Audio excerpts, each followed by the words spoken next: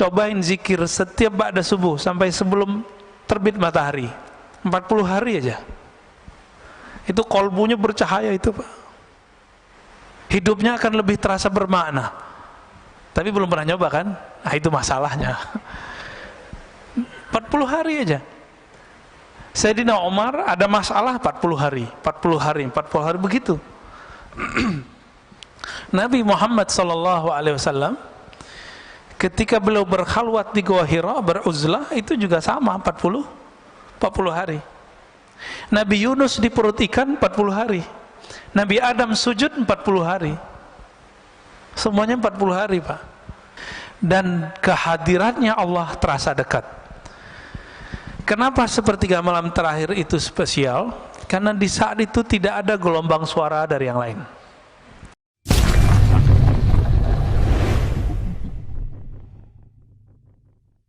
Enggak. Nabi Musa tahu dia nggak punya hak membunuh Samiri, maka dia katakan ma khatbuka ya Samiri. Harun dimarahin, ditarik jenggotnya. Umatnya disuruh bunuh diri karena taubat zaman itu bunuh diri. Faqtulu anfusakum. Giliran Samiri ngomongnya pelan sekali. Ma khatbuka ya Samiri. Jadi Nabi Musa ngeliat Samiri itu langsung bergidik bulu romanya itu. Ini serem juga ini orang, ya. Nggak sembarangan ini orang.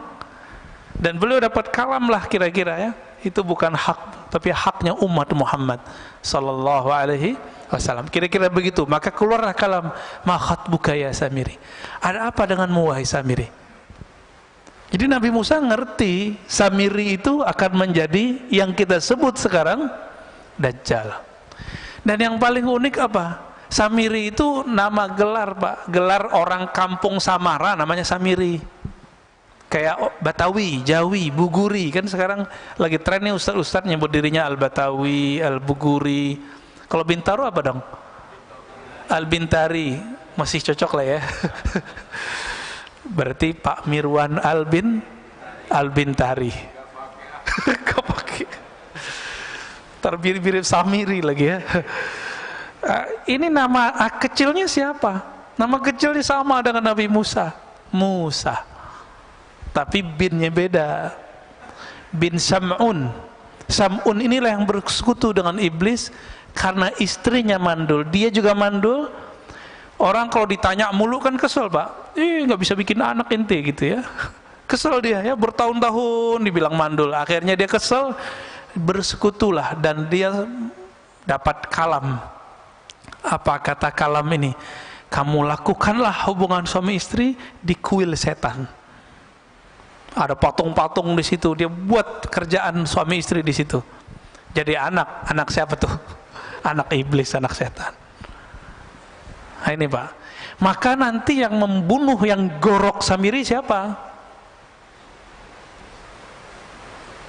Yang tidak punya bapak siapa? Nabi Isa. Hanya itu Pak. Karena dia tahu siapa yang akan bunuh dirinya, maka dia tunggu-tunggu tuh kedatangan Nabi Isa. Dia tahu Nabi Isa bakal datang. Kenapa? Karena iblis itu dulu kan bertahun-tahun ibadah di alam Jabarut, Malakut Jabarut, masuk langit 1, 2, 3, 4, sampai kemudian menjadi petinggi-petinggi malaikat. Makanya ketika disuruh sujud, itu ada iblis nggak di situ? Masih namanya lama, Azazil. Mau nggak dia sujud? Nggak mau. Padahal dia sudah menjadi petinggi malaikat. Cuma golongan jin. Malaikat itu nur, si iblis ini nar. Cahaya, api, sama-sama ada kemilaunya. Kalau kita dekat cahaya begini, panas nggak Pak? Panas nggak ada cahaya begitu? Bedanya sama api gimana? Ada panasnya. Sama-sama terang, tapi yang ini panas, yang ini sejuk. Nah itu bedanya. Maka setelah muncul Nabi Isa, baru umur 33 Nabi Isa, muridnya baru 12 Pak. Ternyata murid yang ke-12 Yudas Iskariot, seorang yang nyamar. Ternyata itulah si Samiri. Samiri itu jangan dibayangin badannya gede Pak ya. Dalam hadis itu dikatakan badannya qasirun, pendek, bantet, tapi kekar. Otaknya Masya Allah, cerdasnya. Ya, anaknya Azazil langsung, anaknya iblis langsung. Jadi jika ada anaknya kalangan jin, kalangan iblis di kalangan kita, itulah si Samiri. Tapi Samiri itu waktu kecil yang mengajar dia siapa? Jibril. Nabi Isa yang ngajar waktu kecil siapa? Jibril juga. Oh, jadi ini lumayan pas ini.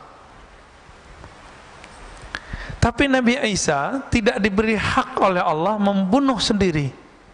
Dia harus membunuh nanti bersama wali penutup umat Nabi Muhammad, yaitu Al-Imam Al-Mahdi. Itu saja bedanya, ya. Makanya yang membuat skenario pembunuhan Nabiullah Isa, yaitu dia orangnya. Loh, dia masih hidup toh? Iya, masih hidup. Iblis saja masih hidup.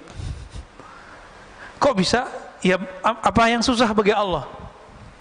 Makanya ketika terjadi perdebatan antara pengikut Ibnul Jauzi yang mengatakan Nabi Khidir mati dengan pengikut pengarang kitab ini, jadi imam ini namanya Ibnu Athaillah Sakandari. Imam Ibnu Athaillah mengatakan, wahai penolak hidupnya Nabi Khidir, kalian lupa, bukankah ada makhluk yang bukan nabi, bukan wali, tapi masih Allah panjangkan umurnya hari ini, yaitu iblis, yaitu Samiri. Itu bisa panjang, kenapa ini nggak boleh panjang gitu? Oh, nggak ada dalilnya. Nggak ada dalilnya, ente yang nggak tahu dalilnya. Bukan berarti kita nggak tahu dalilnya, kan dalil banyak, Pak. Dalilnya orang-orang ateis itu dalil empirik, nggak kelihatan, dia nggak percaya. Maka ateis itu nggak cerdas-cerdas amat, karena mereka kecerdasannya baru kecerdasan empirik. Empirik ini indrawi, nggak kelihatan, nggak terdengar, nggak ada. Jadi jangan dikira orang-orang ateis itu pinter-pinter, Pak. Itu justru kebodohan. Ada dalil yang kedua, dalil akli. Saya berpikir, saya percaya. Saya menerima, oh kayaknya masuk akal nih, saya percaya. Ini dalil yang kedua, dalil akli. Kalau dalil empirik tadi, ini sekarang sudah masuk ke wilayah agama. Yang empirik tadi, kalau saya nggak lihat dalilnya, saya nggak percaya. Berarti dalil itu mesti ada dalam tulisan buku bagi dia. Nah, maka sekarang banyaklah jamaah-jamaah terkena penyakit ini. Mulai nanya ke ustadznya, bagus ya, mana ustadz dalilnya? Kita kasih dalilnya. Nanya lagi, nomornya mana? Ini mulai terjebak kita, Pak. Emang nomor semua kita pada nomornya? Coba yang ngaji kitab kuning dulu. Kitab itu kan sama, Pak. Dulu dicetak kuning, sekarang dicetak biru. Ya? Bukan biru, Pak. Dicetaknya sekarang putih. Tapi itu sama, itu kitab kuning. Nggak ada, Pak, nomornya dulu. Pernah saya dulu membuka kajian Sahih Bukhari, emang nggak ada nomornya di kitab saya. Kitab jadul darul. Si jamaah ngotot, mana nomornya? Ya, kamu lihat aja sendiri. Nah, ini jebakan empirik kepada orang beragama hari ini. Udah nggak percaya lagi sama kiai, sama ustadz. Nah, ada dalil pengalaman. Itu dalil juga. Bapak yang punya pengalaman hidup lebih panjang daripada saya, itu dalil hidupnya lebih banyak daripada saya. Tapi yang bikin kita beda di sisi Allah bukan dalil itu. Yang nomor 4, dalil zauqi, dalil ruhi, dalil qalbi, dalil yang masuk ke kalbu. Coba di Quran cuma dikatakan iza dzukirallah wajilat qulubuhum, disebut nama Allah kalbu bergetar. Kertasnya bergetar enggak? Disebut, Pak, di Quran surah Al-Anfal ayat 2. Disebut nama Allah, kalbu bergetar. Benar? Udah bergetar belum? Disebut nama Allah. Loh, kok enggak? Enggak bisa dilihat di sini, Pak. Rasain sendiri. Cicipi nama Allah itu, lalu rasakan getarannya sendiri. Kalau enggak, berarti belum dapat dalilnya. Dalil bahwa nama Allah membuat getaran di kalbu. Nah, yang sudah dapat ini sudah bakat bisa melihat dirinya, bisa melihat kelemahan dirinya, insya Allah, ya. Nah, kembali ke yang tadi, Ibnu Taillah mengatakan, engkau dibukakan, dikasyafkan kelemahan dirimu lebih afdol daripada engkau dibukakan alam gaib. Gitu. Ya.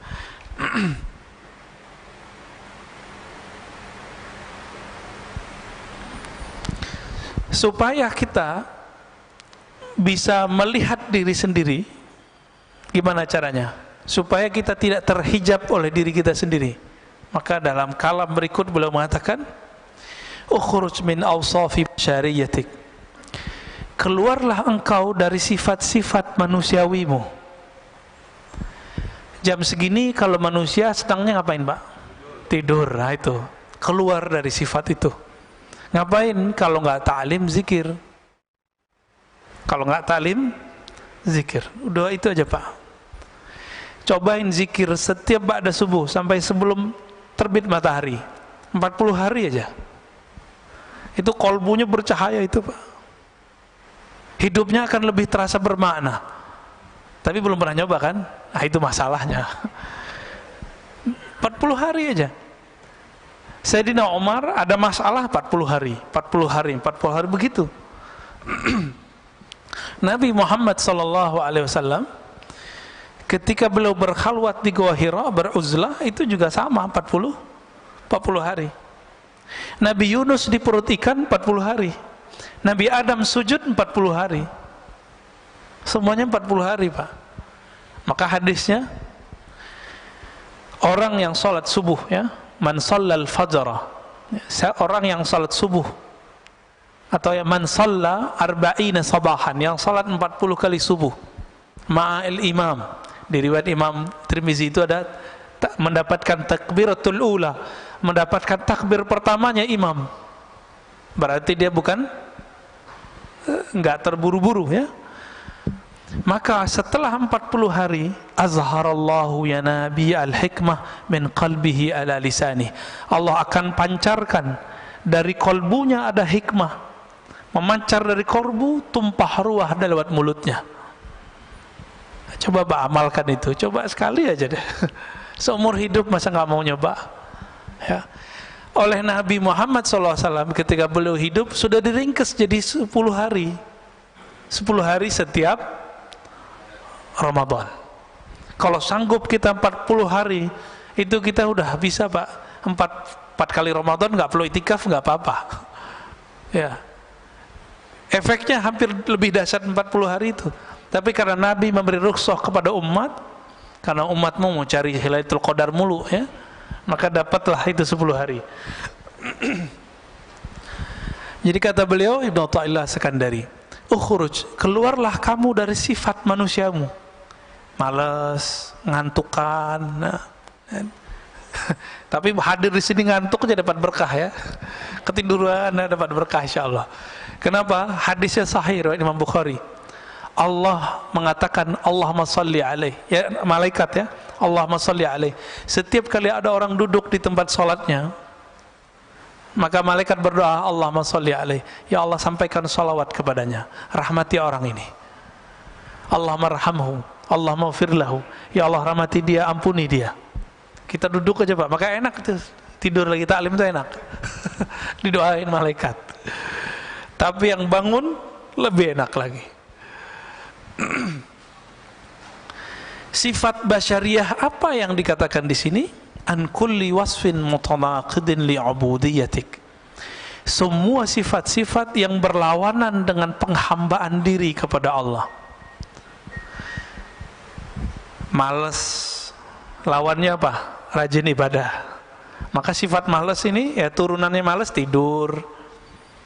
Nah, kalau anak kampus malas ngapain? Nulis skripsi, Pak. Oh, nggak bisa fokus. Gimana mau fokus? Handphonenya main terus. Ini anak-anak kampus ini, ya, nggak bisa fokus. Kenapa? Karena main game terus, YouTube terus. Akhirnya nggak bisa fokus. Mau S1, S2, S3 sama. Ya, jangan dikira dosen-dosen yang lagi, kan dosen-dosen itu disuruh kuliah sekarang untuk S3. Itu juga kecanduan main handphonenya lebih dahsyat daripada anak S1. Pas masuk kelas kayaknya paling bijak gitu ya, ngata-ngatain mahasiswanya biar nulis skripsi, disertasinya nggak beres. Sama aja bohong ya. Tapi lumayan, S1 udah lewat ya, lumayan kan. Supaya apa? Supaya apa kita melawan sifat-sifat yang berlawanan dengan ubudiyah itu? Linida'il haqqi mujiban, supaya kita mampu menjawab panggilan Allah Subhanahu wa ta'ala.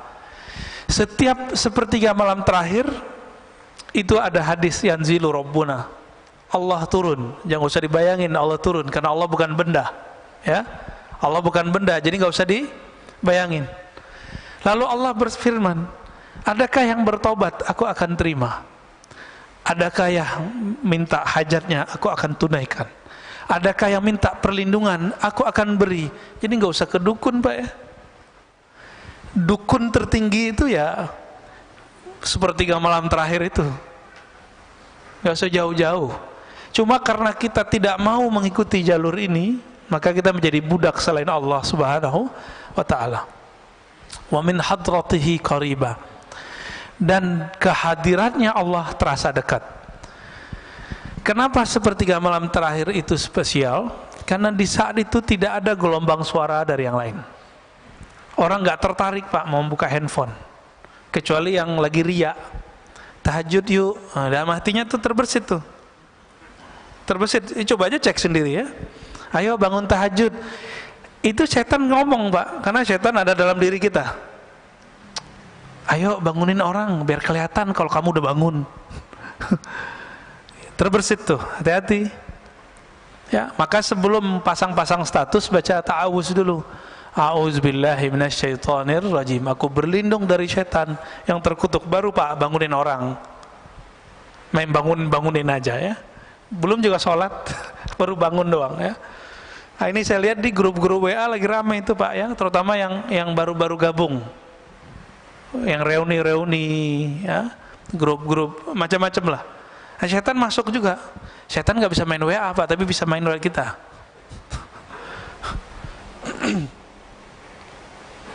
Bagian terakhir ya, aslu kulli ma'siyatin wa ghaflatin wa syahwatin ar-ridha 'anil nafs. Kenapa ada maksiat? Kenapa ada kelalaian? Kenapa ada kita ini mengikuti hawa nafsu? Apa jawaban beliau? Pokok penyebabnya adalah satu, ar-ridha 'anil nafs. Kita meridhoi kehendak diri, kehendak nafs, hawa nafsu. Contohnya nih, kalau melihat yang bening-bening itu nafs bukan? Benar ya? Kita membiarkan mata kita terpapar Pak. Ya sama aja, mau ustadz ke ustadz sama aja, pendeta nggak pendeta sama Pak, biksu nggak biksu sama, mau dia vegetarian, mau dia makan daging sama. Jadi jangan dikira orang vegetarian nafsunya rendah, enggak. Orang nggak bernafsu ya nggak makan. Yang nggak makan gimana tuh? Ya puasa terus dia tiap hari. Tapi tunggu dulu, kalau puasanya puasa Daud, itu nafsunya masih bisa besar Pak. Makanya Nabiullah Daud istrinya 100, gundiknya kita nggak tahu berapa. Kan raja, istri resminya berapa? 100, budak-budaknya lebih banyak. Nabiullah Daud, itu puasa Daud loh. Jadi beberapa kiai di Jawa itu menemukan ternyata obat kuat alami itu namanya puasa Daud. Jadi kalau cuma puasa Daud itu bukan melemahkan syahwat, justru syahwatnya tambah kenceng ntar. Ya. Nabi Daud karena tahu dia tambah kenceng, ini ya nikah lagi. Coba kita kan di Indonesia susah mau nikah lagi Pak. Curhat curcol ya. Itu Pak Mirwan tuh yang curcol tuh, bukan saya ya.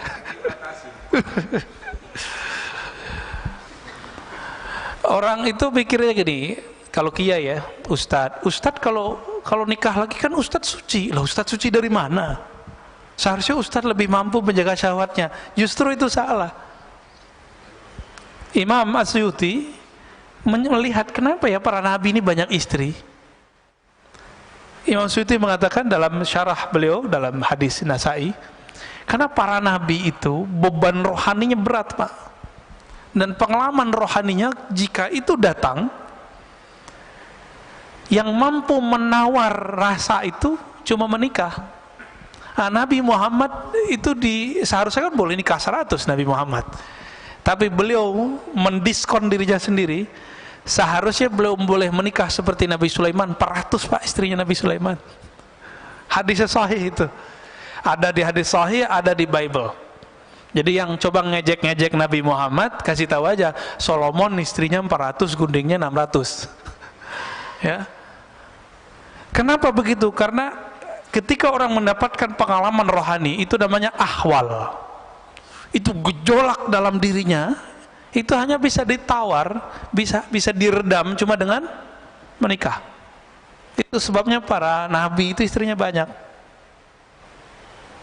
Loh, kok begitu Ustaz? Ya, emang begitu, mau gimana lagi? Ini mohon maaf. Kenapa di surga yang disebut selalu hurul ain, al-hurul ain, hurul ain, bidadari, bidadari, bidadari. Mohon maaf ya. Kenapa? Ya bukan. Kalau Quran turun di Arab, ya bukan, Pak. Quran turun di bumi, sama, mau di Arab mau di mana sama. Pak Mirwan ditaruh gadis depan masih minat loh, walaupun sudah umur berapa?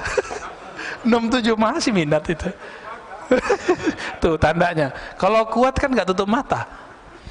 Kenapa? Iming-imingan surga itu selalu bidadari. Syahwat kan urusannya. Kenapa ada orang jadi teroris, bunuhin orang, ketika ditanya, ketika dia gagal, dijawab apa? Saya mau menikahi 72 bidadari. Kita cek hadisnya, hadis Imam Tirmizi, hadisnya sahih, Pak. 72 urusan, mohon maaf, urusan syahwat doang dia harus bunuh seorang. Waras gitu? Nggak waras, Pak. Maka kadang-kadang orang beragama kalau caranya tidak benar, jadi nggak waras.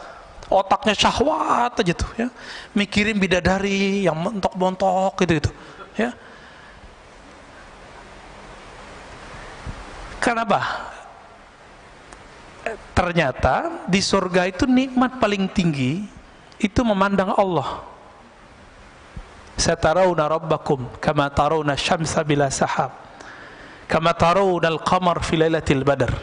Kamu akan memandang Allah nanti di surga seperti memandang matahari tanpa ada awan, memandang rembulan di bulan purnama, di malam bulan purnama.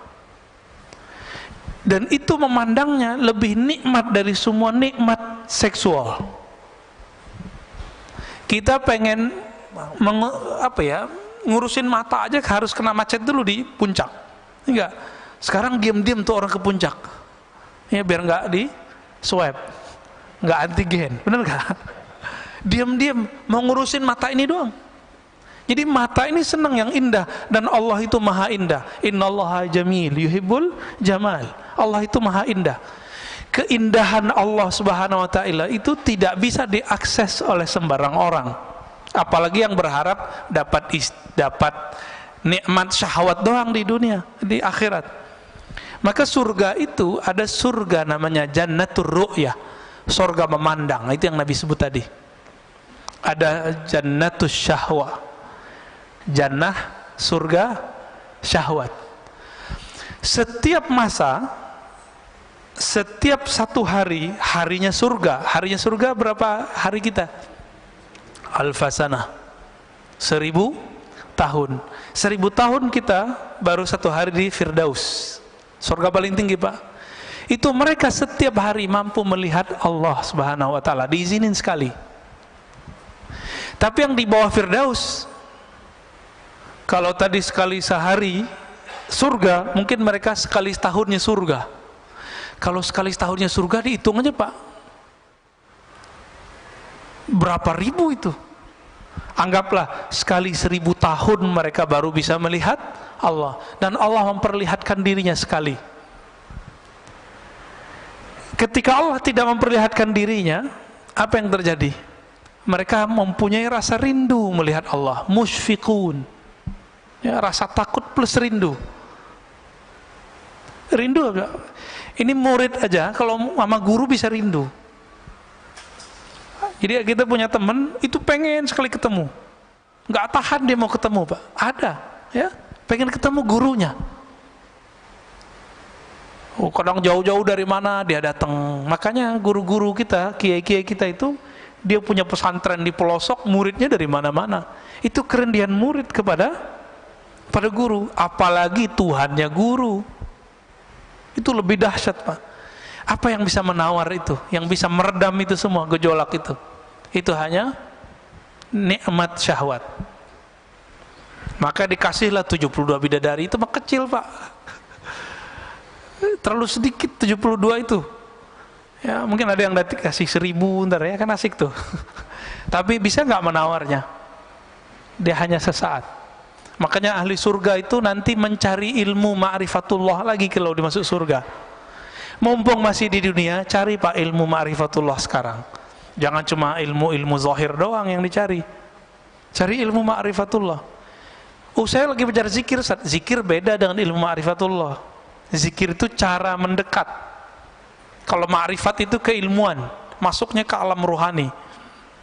Nah, cari ilmu itu mumpung masih dunia. Tapi hati-hati, sekarang di YouTube banyak yang begitu, nggak usah dipercaya, ya. Sekarang di YouTube tuh banyak yang ngaku-ngaku kajian-kajian ini, kajian Nur Muhammad, kajian, ada yang benar, ada yang enggak Pak, ya. Kajian rasa, ijazah zikir, ini di mana-mana. Ini bulan ini memang saya berkali-kali, karena kita dengar, kita lihat ada orang ngamalin ijazah zikir dalam YouTube, sekarang sudah menjadi gila. Nggak jelas Pak untuk ujungnya kemana, ya. Ada yang udah mati juga ada, ya. Nauzubillah min dzalik. Jadi orang waras lebih enak, ya. Zikir kalau nggak ketemu sama gurunya nggak usah diamalin. Saya bisa download Ustaz, ya nggak usah, biarin itu. Harus ketemu gurunya, dapat ijazahnya. Kalau nggak usah diamalin, ya. Udah amalin aja yang dulu dapat. Gimana Pak Mirwan? Udah. Kita tutup dengan kalimat setelahnya, ya. Wa aslu kulli ta'atin wa yaqzatin wa aifatin adamur ridha minka anha. Adapun ketaatan asalnya bukan pada ridha pada syahwat tadi, tapi kebalikan itu, tidak meridhoi syahwat kita. Jika sepertiga malam terakhir, jangan membiarkan diri tidur. Itu yang dimaksud tidak meridhoi syahwat tidur. Kita makan nih enak, cukup 1 kali nambah lah, jangan terus nambah lagi. Nah itu sudah mulai masuk dia itu. Jangan-jangan makannya nggak pakai basmalah, ya. Nanti modus, Ustadz kasihan mubazir, nah, itu lain cerita tuh, ya. Mubazir kata teman setan, nah, itu lain cerita ntar. Jadi Imam Nu'tailah memberikan oleh-oleh bagi kita supaya kita lebih mengenal diri, sehingga kenal Allah, maka ketahuilah aib diri. Keluarlah dari sifat-sifat manusiawi yang rendah, dan kita mengambil jalan ruhani yang tinggi. Dan ditutup oleh beliau bahwa ketaatan dimulai dengan tidak meridhoi hawa nafsu, sedangkan kemaksiatan, kelalaian dimulai dari meridhoi hawa nafsu. Semoga Allah membimbing kita ke jalannya. Amin ya rabbal alamin. Ada yang mau didiskusikan Pak? Pasti Pak Mirwan lagi nih. Tafadhal. Bismillah.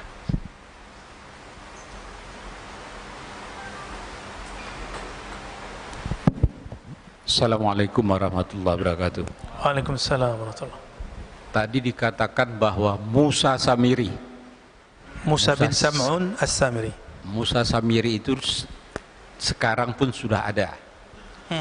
Kita semuanya menganggap Musa Samiri itu waktu zaman Nabi Musa aja, habis itu sudah tidak. Kalau itu yang terjadi, berarti Dajjal pun demikian. Dajjal pun dari dulu sampai sekarang juga udah ada, bukan kita menunggu Dajjal, ya. Di Indonesia pun banyak Dajjalnya. Ya, nggak usah saya sebutkan satu-satu, nanti rame. Jadi saya kira ngapain nunggu-nunggu Dajjal datang nanti? Dajjal sekarang aja kita basmi. Demikian, assalamualaikum warahmatullahi wabarakatuh. Iya, Samiri itu ya Dajjal, Pak. Jadi ada Dajjal yang teri, ada Dajjal yang kubro, yang asli itu. Itu Samiri. Sahabat-sahabat Nabi beberapa diizinkan oleh Rasulullah untuk bertemu. Bahkan ada yang dia lagi berlayar terdampar di satu pulau. Itu Tamim Ad-Dari. Ketemu dengan Dajjal As-Samiri. Di satu pulau yang mana kita nggak tahu, Pak. Kan katanya pulau, bukan pulau Seribu, Pak. Apa segitiga Bermuda apa ya, wallahu alam, kita kan nggak ngerti, itu urusan Allah lah ya, jangan berspekulasi. Mungkin itu salah satu pulau-pulaunya, tapi itu bukan satu-satunya ya. Lalu ada Dajjal yang artinya maknawi. Apa kata Nabi? Setelahku la nabiyya ba'di, tidak ada lagi nabi, tapi akan muncul salasuna dajjalun, muncul 30 Dajjal. Jadi Nabi kasih angka 30. Itu yang gede-gede itu. Yang pokok-pokoknya aja. Mulai dari Musailamah Al-Kazzab. Namanya Kazzab. Kazzab Dajjal sama artinya. Jadi Musailamah Al-Kazzab itu ngaku dapat wahyu. Jadi ternyata nabi-nabi palsu ini juga dapat kasyaf dia. Ada yang masuk ke dalam dirinya. Hati-hati, Pak ya. Yang dapat bisikan-bisikan belum tentu dari Allah tuh ya. Siapa tahu dari iblis ya. Karena tadi iblis Azazil ini punya ring satu tadi, sekitar 70-an ribu, itu datang kepada calon-calon wali membisikkan kalam-kalam yang dulu iblis dapatkan sama saya masih menjadi malaikat, menjadi bagian dari malaikat. Jadi iblis itu mempunyai memori takdir. Itulah yang diceritakan kepada Dajjal-Dajjal teri itu. Makanya kalamnya pengikut-pengikut Dajjal yang ini persis seperti yang terjadi. Dia bilang akan terjadi, ini kejadian, Pak. Karena itu memori lama yang dia dapatkan dari Azazil. Gitu ya. Ya mirip-mirip kayak nabi, tapi nabi palsu. Nabinya iblis.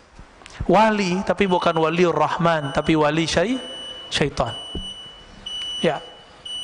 Jadi nggak usah kita membasminya pakai apa, Pak? Karena dia masuk lewat intelektual, kita masuk lewat intelektual. Dia mau membongkar iman, maka kita pertahankan iman. Nggak perlu kita bunuh, Pak, dia ya. Itu Pak Mirwan aja yang ngurus startup. Ya, tafadhol. Ada lagi?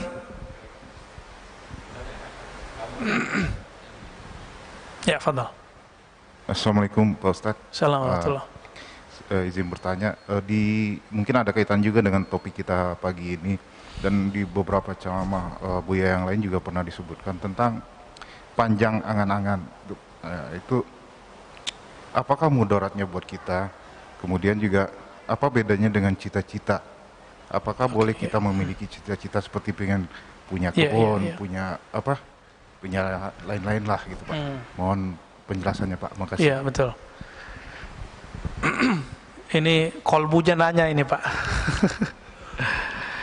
Kita punya masalah dalam setiap diri kita, mau dia ustadz, jamaah, kiai, santri sama. Apa masalah kita? Tulul amal. Tul artinya panjang, amal. Amal itu bahasa Arab pakai hamzah. Secara harfiah artinya cita-cita. Secara harfiah. Tapi dalam bahasa Indonesia cita-cita beda dengan angan.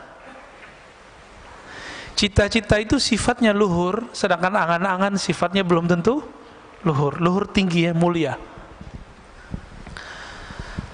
Kapan angan-angan itu tidak menjadi angan-angan?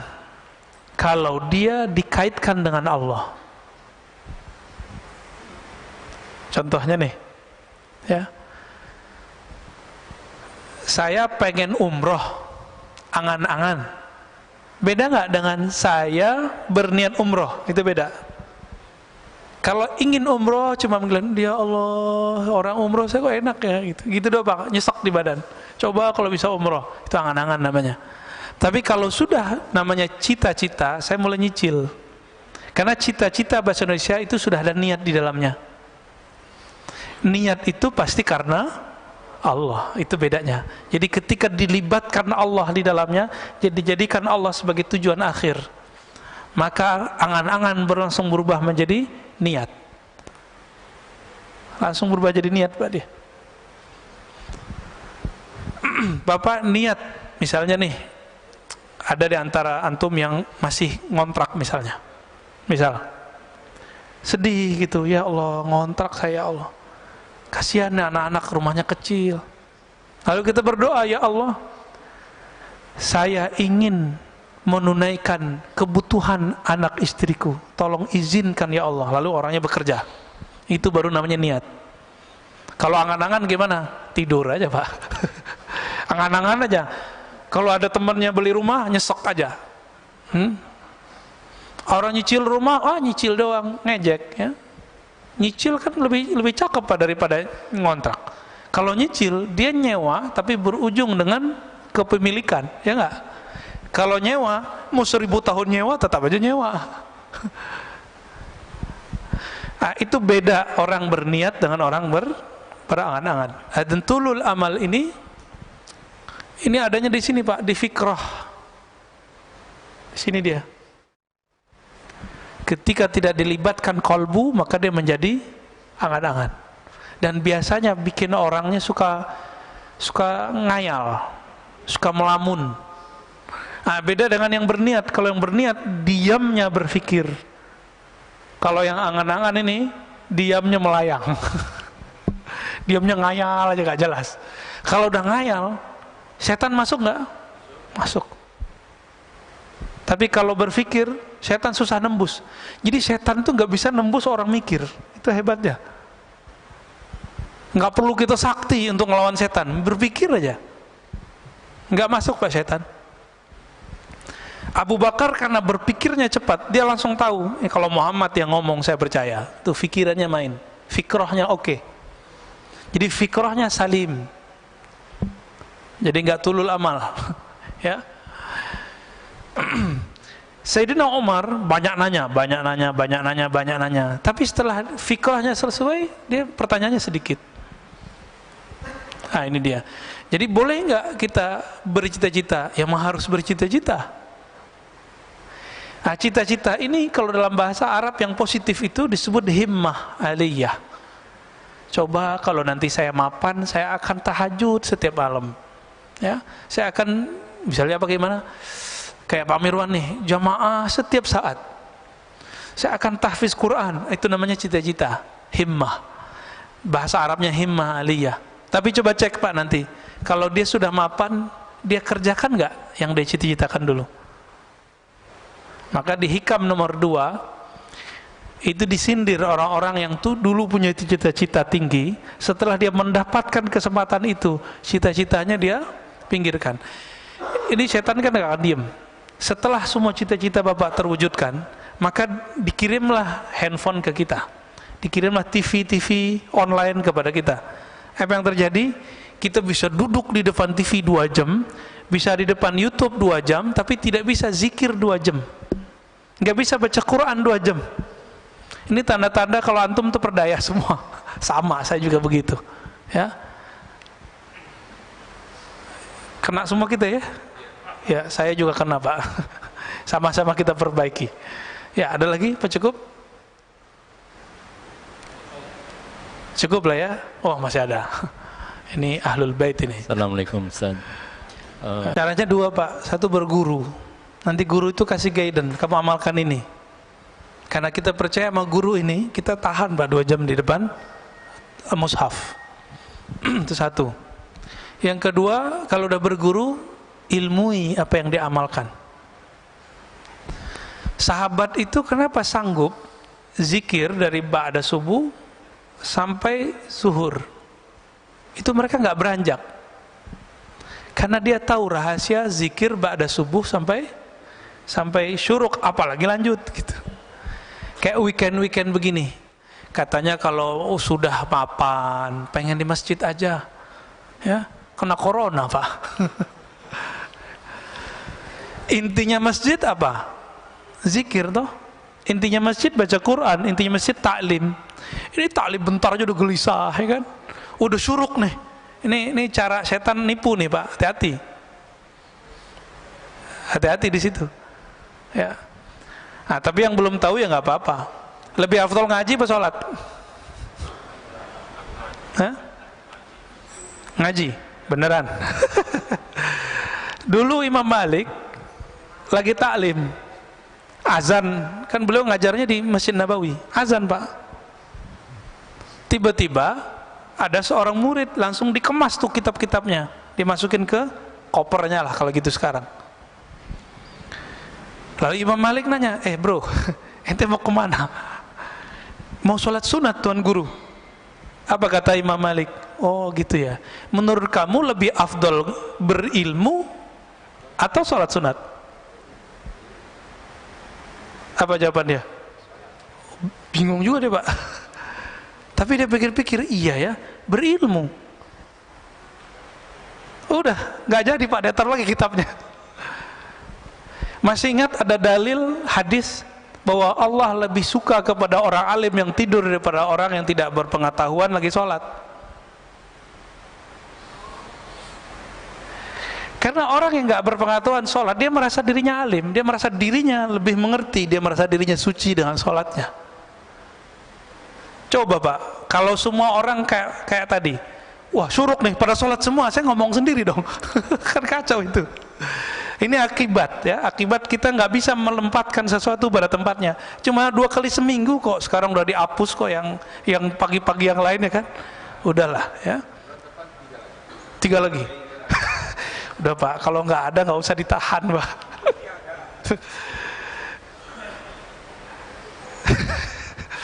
Jadi Bapak saudara Allah, ini mohon maaf kalau ada yang tersinggung ya.